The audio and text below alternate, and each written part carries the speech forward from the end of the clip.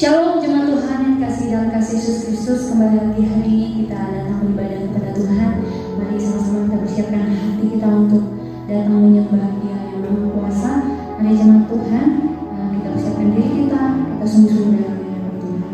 Terima kasih Tuhan Yesus buat waktu yang Kau berikan dalam kehidupan kami. Kami siapkan hati kami untuk kami beribadah di hadapan-Mu, dan ibadah kami boleh berkenan menjadi duka yang berbahwa menjadi hadapan Tuhan. Terima kasih Tuhan Yesus, terpujilah nama-Mu. Di dalam nama Tuhan Yesus Kristus kami berdoa, haleluya. Amin. Berjemaat Tuhan, kita menaikkan pujian ini, dan pujian ini boleh memberkati kita semua. Terima kasih Yesus.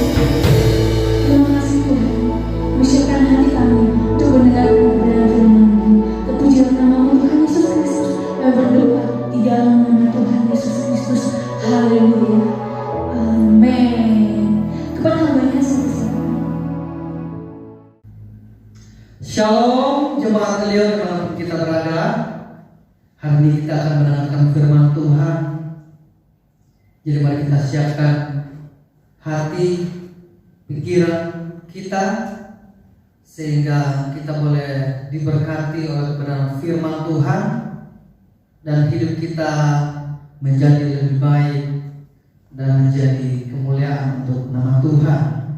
Mari kita bersatu dalam doa. Bapa yang baik, kami mengucap syukur untuk anugerah kebaikan dalam kehidupan kami Tuhan. Terima kasih untuk penyertaan Tuhan dalam kehidupan kami.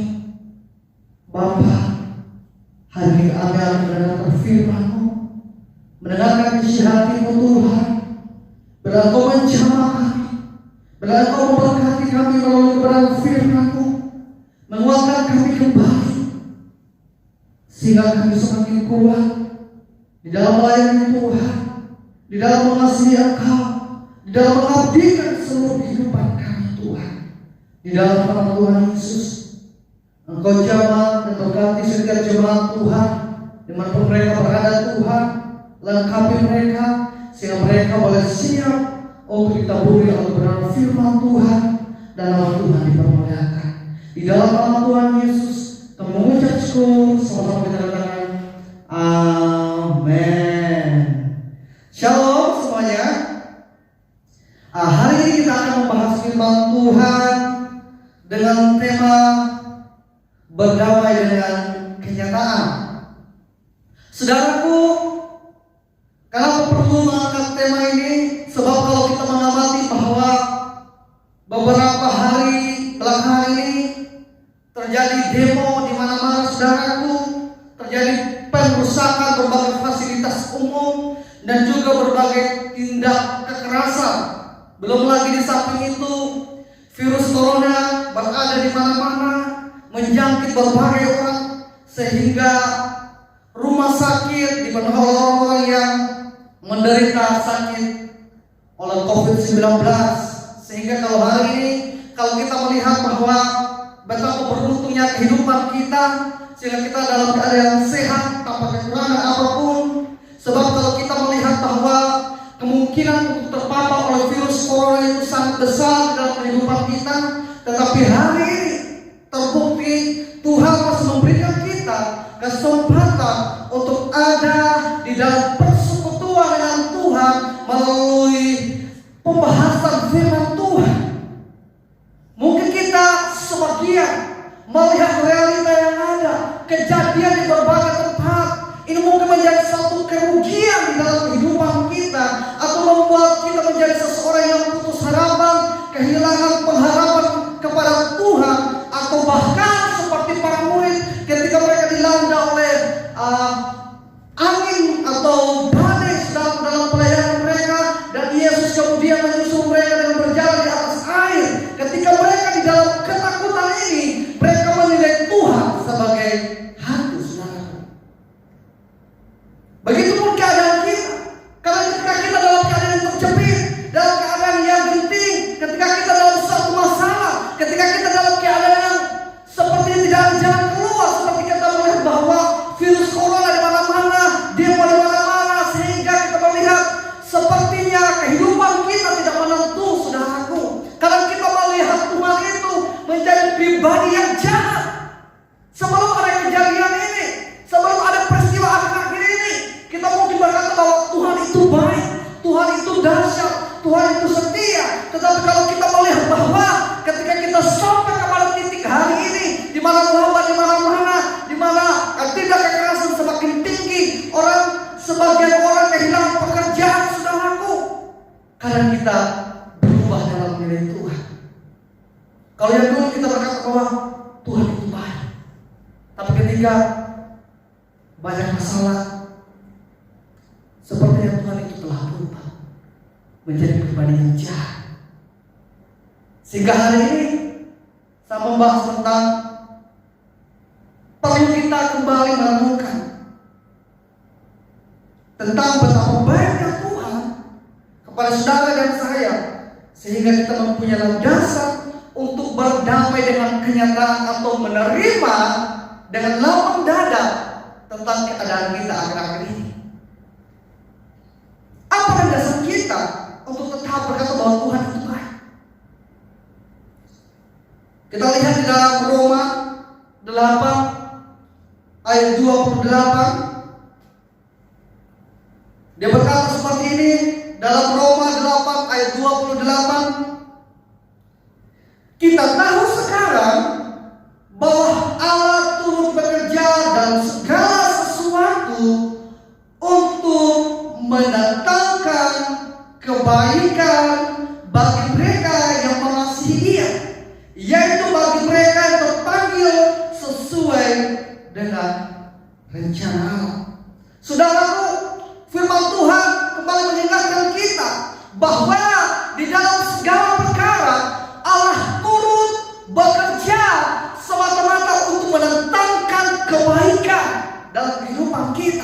Tetapi kalau kita melihat bahwa katanya baik, tapi kok keadaan kita semakin gak menentu, virus semakin mewabah di berbagai tempat, angka orang yang terjangkit oleh virus corona semakin tinggi, saudaraku. Presentasi ini tidak pernah turun, setiap hari semakin meningkat. Belum lagi ditambah dengan demo yang terjadi akhir-akhir ini. Mungkin kalau kita melihat dari kacamata kita, tentu ini adalah suatu kerugian, ini adalah suatu kecelakaan di dalam kehidupan kita.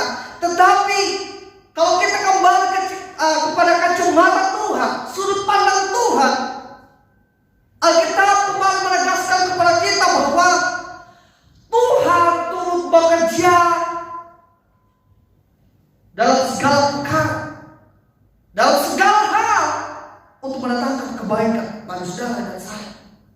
Ini adalah landasan kita untuk tetap kuat, untuk tetap mengucap syukur, untuk terus berkata bahwa Tuhan itu baik untuk saudara dan saya. Belum lagi kalau kita melihat bahwa kecintaan Tuhan akan kita, kasih Tuhan begitu besar akan saudara dan saya, sehingga putranya yang tunggal diberikan untuk saudara dan saya. Bukankah itu hal yang luar biasa? Bukankah perkara-perkara yang seperti itu cukup untuk kita untuk tetap berkata bahwa Tuhan itu baik? Tuhan itu baik. Sehingga kalau kita melihat dalam ayat 1 ayat 20 sampai 22, kita lihat bersama dalam ayat 1 ayat 20 sampai 22. Dia berkata seperti ini, saudaraku, Bapak Ibu semuanya, saya bacakan untuk kita semua. Maka berdirilah Ayub, lalu mengangkat jubahnya dan mencukur kepalanya, kemudian sujudlah ia dan menyembah. Katanya, dengan telanjang aku keluar dari kandungan ibuku, dan dengan telanjang juga aku kembali ke dalamnya. Tuhan yang memberi, Tuhan yang mengambil, terpujilah nama Tuhan. Dalam kesemuanya itu Ayub tidak berbuat dosa dan tidak menuduh Allah berbuat yang kurang patut. Saudaraku, kalau kita melihat berbagai peristiwa dalam kehidupan kita, kalau kita mencurigai Tuhan, kalau kita mempertanyakan tentang penyataan Tuhan, kebaikan Tuhan, sehingga perkara yang seperti ini itu pun dialami oleh Adam dan Hawa, saudaraku. Mereka juga mengalami suatu goncangan iman kepada Allah, sehingga waktu itu mereka jatuh di dalam dosa. Dan itulah cara iblis untuk membuat kita berpaling daripada Tuhan, yaitu meragukan kasih dan kesetiaan Tuhan. Tetapi kalau kita melihat bahwa seperti yang kita ketahui bahwa kisah seorang Ayub, seorang yang takut akan Allah, menjauhi kejahatan, tetapi itu pada kenyataannya ketika Allah mengizinkan itu terjadi di dalam kehidupannya, dia tetap setia di hadapan hadirat Tuhan. Sehingga kalau kita melihat bahwa dia mengalami kehilangan perkara-perkara yang berharga di dalam kehidupannya, dia mengalami kehilangan harta benda, saudaraku. Dia mengalami kehilangan anak-anak yang begitu dia kasihi di dalam kehidupannya.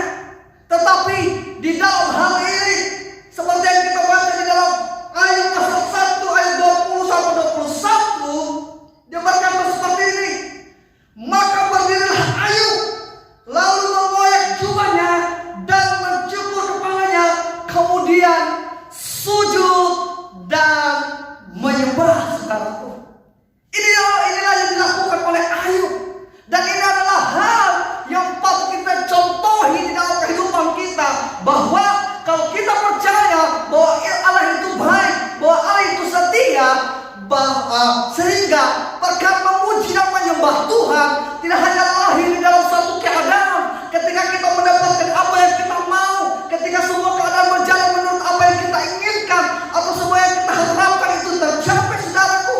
Bahkan di dalam titik-titik kehidupan kita, di mana kita tidak memahami betapa baiknya Tuhan atau rencana Tuhan di dalam kehidupan kita, kita tetap memuji dan menyembah Tuhan. Saudaraku, salah satu tanda bahwa kita meragukan Tuhan di dalam persoalan atau ketika kita mengalami persoalan adalah semangat kita untuk memuji dan menyembah Tuhan itu berkurang.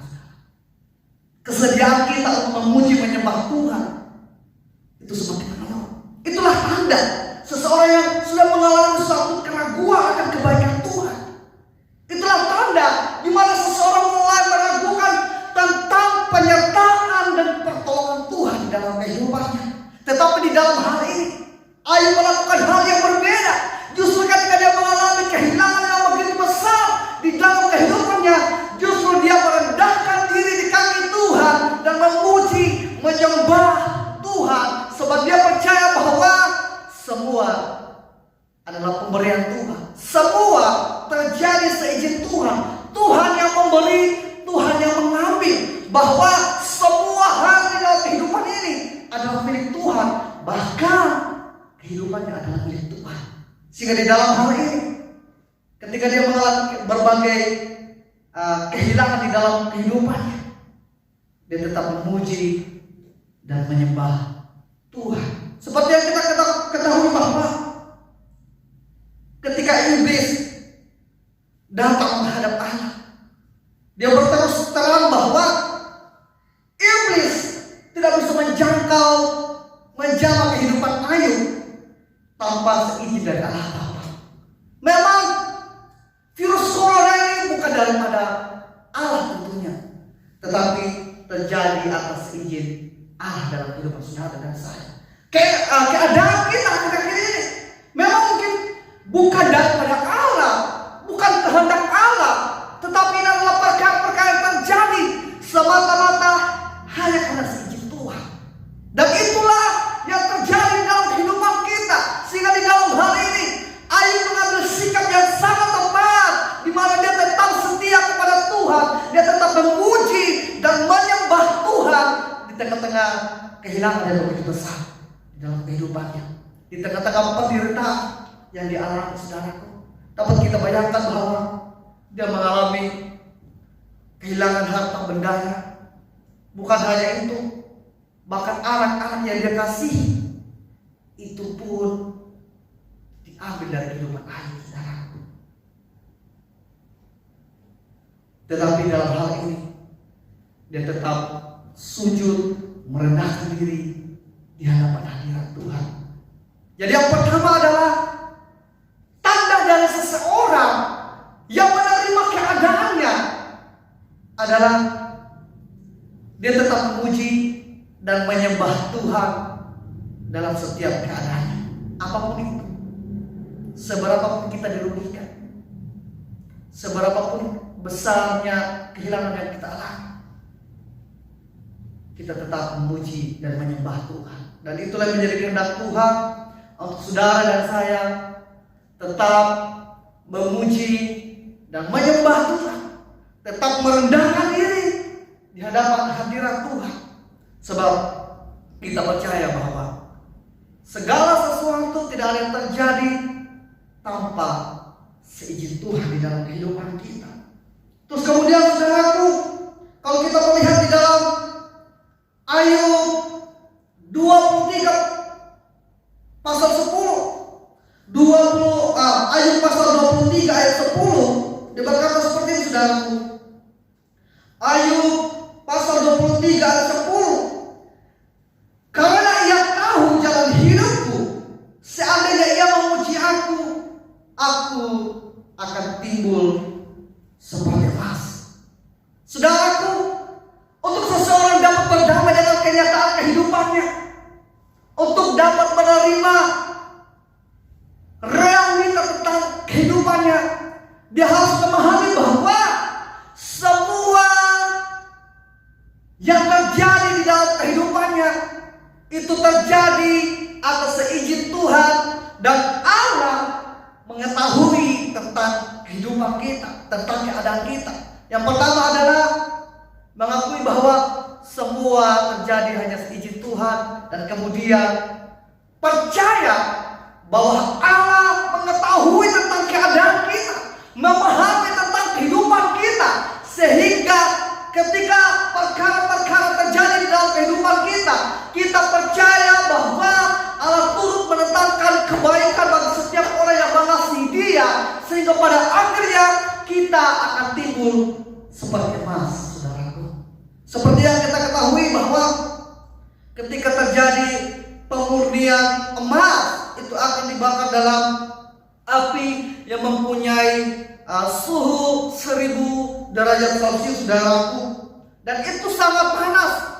Dan kualitas dari emas itu ditentukan oleh proses pemurnian yang terjadi, saudaraku. Dia akan dimasukkan dalam api, terus kemudian dikeluarkan, terus kemudian ditempa, dimasukkan lagi di dalam api, dan kemudian ditempa, saudaraku, dengan tujuan bukan untuk menghancurkan barang tersebut, tetapi supaya dapat memisahkan kotoran-kotoran atau zat-zat yang menempel pada emas tersebut, sehingga pada akhirnya emas itu menunjukkan atau melahirkan kualitasnya. Saudaraku, inilah prinsip yang kedua, bahwa Ayub berkata bahwa ketika Tuhan berurusan dengan kehidupan kita, ketika Tuhan mengizinkan satu hal terjadi di dalam kehidupan kita, itu semata-mata untuk membuat kita lebih baik, saudara. Inilah tujuan Tuhan, inilah tujuan dan kepentingan Tuhan di dalam kehidupan kita, yaitu semata-mata untuk mendatangkan kebaikan di dalam kehidupan saudara dan saya, sehingga kita menjadi pribadi yang lebih baik di hadapan Allah, saudaraku. Karena Ia tahu jalanku, sehingga seandainya Ia memuji aku akan timbul seperti emas. Haleluya. Itulah keadaan kita akhir-akhir ini, saudaraku. Kita sedang dimurnikan iman dan pengharapan kita kepada Tuhan. Apakah di dalam keadaan yang semakin mencekam seperti ini, atau tidak menentu seperti ini? Apakah kita akan lari daripada Tuhan, atau kita kembali bergantung sepenuhnya kepada Tuhan, merendahkan diri di hadapan hadirat Tuhan, memuji dan menyembah Dia, dan berkata bahwa Tuhan itu baik. Haleluya. Itulah sikap yang harus kita ambil, saudara.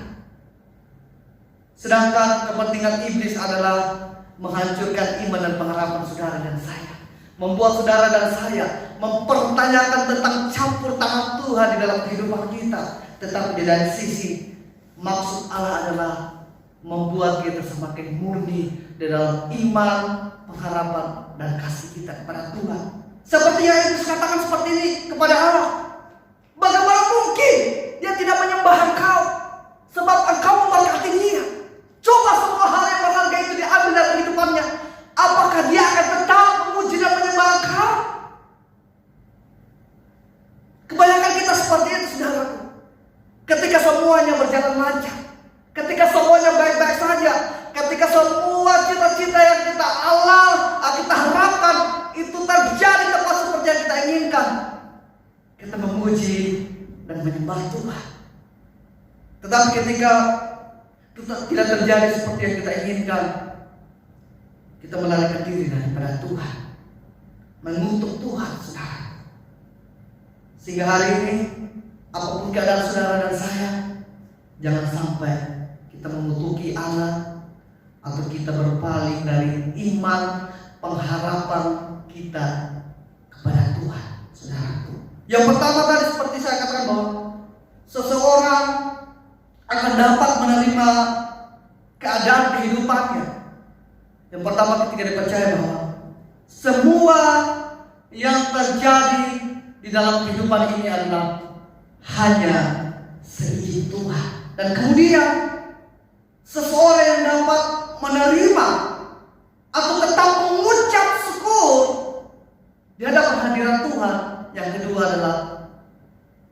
percaya kepentingan Tuhan di dalam kehidupan kita adalah hanya semata-mata menjadikan kita lebih baik, di mana iman, pengharapan kita semakin dimudahkan, saudara. Terus kemudian kalau kita melihat di dalam Kejadian 50 ayat 20, ini adalah kisah seorang yang sangat luar biasa, saudara. Dia juga mengalami proses yang begitu berat ketika Tuhan berurusan dengan kehidupannya, ketika Tuhan mempunyai rencana atas kehidupannya. Dia mengalami begitu banyak pembentukan proses daripada Tuhan, saudara. Ini adalah tentang Yusuf, Bapak Ibu. Kita melihat di dalam Kejadian 50 ayat 20, dia berkata seperti ini. Memang kamu mereka-rekakan yang jahat terhadap aku, tetapi Allah telah mereka-rekakan untuk kebaikan. Saudaraku, prinsip yang ketiga untuk seseorang dapat tetap mengucap syukur, menerima tentang keadaannya dengan lapang dada dan tetap mengandalkan Tuhan adalah dia percaya bahwa Tuhan berperkara dengan kehidupannya atau mereka-rekakan hanya yang baik untuk kehidupannya, saudaraku. Seperti yang kita lihat bahwa ketika Yusuf mendapat suatu mimpi daripada Allah, dia mengalami suatu berbagai kejadian yang menyakitkan, saudaraku. Dia dibuang dari keluarga, bahkan saudara-saudaranya mau membunuhnya, saudaraku. Dia menjadi budak di negeri asing.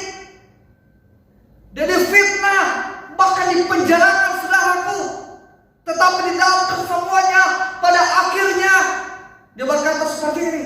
Satu hal yang dia yakini tentang Allah adalah ketika Allah berurusan dengan kehidupannya, semata-mata mereka-rekakan yang baik, semata-mata merancangkan perkara-perkara yang baik dalam kehidupannya. Sehingga kalau kita melihat ketika dia difitnah, dia tidak membenci, saudaraku. Ketika saudara-saudaranya membencinya, membuang dia ke dalam lubang sumur, saudaraku, dan kemudian dijual sebagai budak, dia tidak pernah mengeluh. Dia tidak pernah meragukan tentang penyertaan Tuhan. Sehingga di dalam hal ini kita melihat bahwa betapa kokoh seorang Yusuf di dalam melangkah bersama dengan Tuhan di tengah-tengah keadaan yang tidak menentu.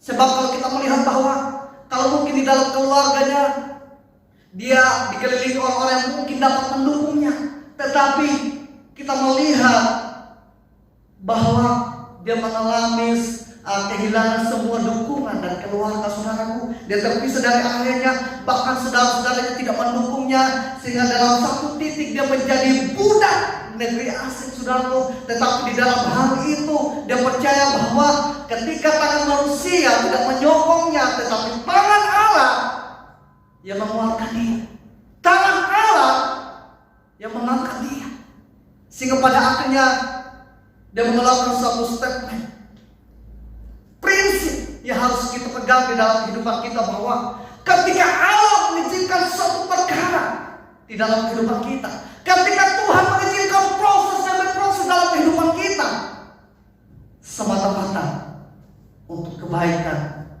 saudara dan saya. Memang untuk orang di luar sana yang tidak menemukan kebenaran bahwa Allah begitu mengasihi mereka, tentu berpikir bahwa Tuhan itu peduli dalam kehidupan mereka, untuk berpikir bahwa Allah itu hanya untuk mendatangkan kebaikan bagi mereka. Ini menjadi sesuatu yang sangat berat, saudara. Sangat sulit untuk menemukan prinsip ini. Tetapi saudara dan saya, seperti yang kita ketahui bersama bahwa karena begitu besar kasih Allah akan saudara dan saya, sehingga putranya Tuhan tidak dipertahankan demi keselamatan kita, sehingga dasar bahwa Allah itu mengasihi dan dia berkatakan perkara yang baik untuk kita, itu menjadi bagian kita. Itu dapat dipahami, itu dapat menjadi landasan keyakinan kita di dalam menghadapi realita atau keadaan kita akhir-akhir ini, saudara. Yang pertama adalah seseorang yang bisa untuk tetap mengucap syukur, memuji dan menyembah Tuhan. Yang pertama adalah dia memahami bahwa semua hal yang terjadi dalam kehidupan kita hanya seizin Tuhan. Dan kemudian yang kedua adalah maksud Tuhan dari setiap proses yang kita alami adalah semata-mata untuk mendatangkan kebaikan untuk saudara dan saya, sehingga pada akhirnya kita seperti emas yang semakin berkualitas. Dan kemudian adalah kalau ada pun perkara-perkara yang mungkin pahit yang tidak pernah kita mengerti seperti Yusuf, satu hal yang menjadi prinsip kita, yaitu poin yang ketiga adalah semuanya direncanakan Allah atau direka-rekakan untuk saudara dan saya semata-mata untuk kebaikan saudara dan saya. Demikian untuk firman Tuhan hari ini. Bahwa firman Tuhan yang kita pelajari hari ini membuat kita semakin kuat, di mana di dalam keadaan kita melihat bahwa dunia ini semakin tidak menentu, saudaraku. Hanya orang-orang yang menemukan kepastian di dalam Tuhan yang akan menemukan kepastian di tengah-tengah dunia yang tidak pasti ini, saudaraku.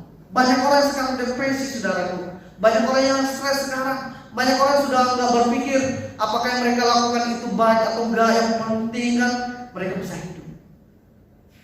Itu yang terjadi akhir-akhir ini. Dan bahkan itulah yang dikatakan oleh Alkitab bahwa dunia akan semakin jahat. Dunia akan semakin jahat dalam memperlakukan kita, saudaraku. Karena memang pada kenyataannya dunia ini akan lenyap dengan segala keinginannya. Dunia ini telah jatuh di dalam dosa. Sehingga kalau kita berpikir bahwa mungkin hari esok akan menjadi lebih baik, itu tidak menjadi suatu jaminan untuk kita. Tetapi yang kita pegang bahwa Allah yang setia, Allah yang dulu mengasihi kita, tidak pernah berubah di dalam mengasihi kita hari ini, esok hari, dan seterusnya. Seperti yang dikatakan oleh Daud, saudaraku, ketika dia berhadapan dengan Goliat. Allah yang kemarin yang menolong dia ketika dia berhadapan dengan beruang dan singa akan menolong dia ketika dia berhadapan dengan Goliat. Itulah yang menjadi iman, kepercayaan dari seseorang yang sangat luar biasa, yaitu Daud, saudaraku. Dia mempercayai tentang campur tangan Tuhan. Dia mempercayai tentang kesetiaan Tuhan, yaitu pribadi yang menolong dia pada masa lalu akan menolong dia hari ini, bahkan esok hari, dan seterusnya. Biarlah kita tetap kuat karena kita percaya bahwa Tuhan saudara dan saya tidak pernah berubah di dalam mengasihi saudara dan saya. Amin. Untuk firman Tuhan, mari kita bersatu di dalam doa. Bapa yang baik, terima kasih Tuhan untuk firman hari ini. Engkau kembali mengingatkan kami bahwa tidak ada perkara yang terjadi di dalam kehidupan kami tanpa seizin Tuhan. Keadaan kami hari ini, Tuhan, bukan daripada Tuhan, melainkan daripada sejahat, yaitu iblis, yang mau menghancurkan iman dan pengharapan kami kepada Tuhan. Tetapi semuanya itu terjadi hanya seizin Tuhan yang mempunyai satu kepentingan di dalam kehidupan kami, yaitu memurnikan kami menjadi lebih baik, menjadi seperti emas, semakin berkualitas ketika mengalami proses pemurnian, sehingga kami boleh dimurnikan di dalam iman, pengharapan, dan kasih akan Allah dan sesama kami di tengah-tengah dunia yang semakin jahat ini. Bapa di surga, kami terbatas Tuhan untuk dapat melakukan firman-Mu, sehingga hari ini Bapa, bila Engkau melengkapi kami dengan hikmat pengertian, kekuatan, sehingga kami boleh memahami betapa setianya Tuhan di dalam kehidupan kami. Apapun yang terjadi di dalam kehidupan kami bersikap seperti Ayub, yaitu merendahkan diri di hadapan hadirat Tuhan dan tetap memuji dan menyembah Engkau. Sebab semua perkara yang kami alami mendatangkan kebaikan. Semua yang kami alami di dalam kehidupan kami, seperti yang Yesus katakan, semuanya direka-rekakan oleh Allah semata-mata untuk kebaikan kami. Bapa di surga, ini doa kami Tuhan. Bila Engkau terus memimpin kami dalam kehidupan kami hari lepas hari, sehingga kami semakin kuat, semakin tegar, dan kami boleh menyatakan tentang kemuliaan Tuhan di tengah-tengah pergumulan kehidupan kami. Dan Engkau ditinggikan atas kehidupan kami, dan jiwa-jiwa boleh melihat perbedaan sebagai anak Allah dan sebagai anak dunia, di mana anak Allah tetap hidup di dalam satu pengharapan yang pasti kepada Allah di tengah-tengah dunia yang tidak memberikan kepastian ini Tuhan. Di dalam nama Tuhan Yesus, haleluya, kami mengucap syukur, haleluya, amin. Bapak Ibu, ibarat kita telah selesai, firman Tuhan telah disampaikan.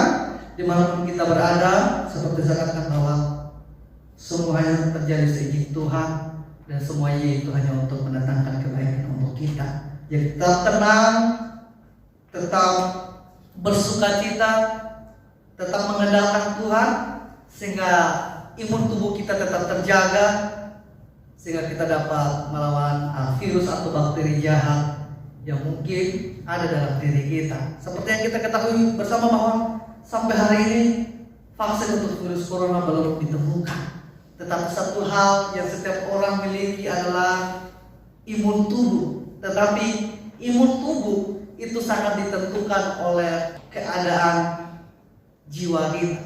Apakah seseorang dalam keadaan seperti ini, dia mengalami stres, hilang pengharapan kepada Tuhan, dan kemudian imunnya menjadi rendah sehingga dia terserang oleh virus corona atau menjadi korban dari virus corona. Untuk itu tetap bersukacita Bapak Ibu, merendahkan diri di hadapan hadirat Tuhan, sehingga kita boleh menemukan kepastian akan kehidupan kita. Tetap jaga kesehatan, pakai masker, dan kemudian sebisa mungkin keluar hanya untuk hal-hal yang penting, sehingga kita tetap sehat. Dan di lain kesempatan, apalagi sedikit lagi kita akan Natal Bapak Ibu, pastikan bahwa kita sehat, sehingga pada sampai akhir tahun kita boleh Natal bersama di tempat ini. Sampai jumpa minggu depan. Tuhan Yesus memberkati.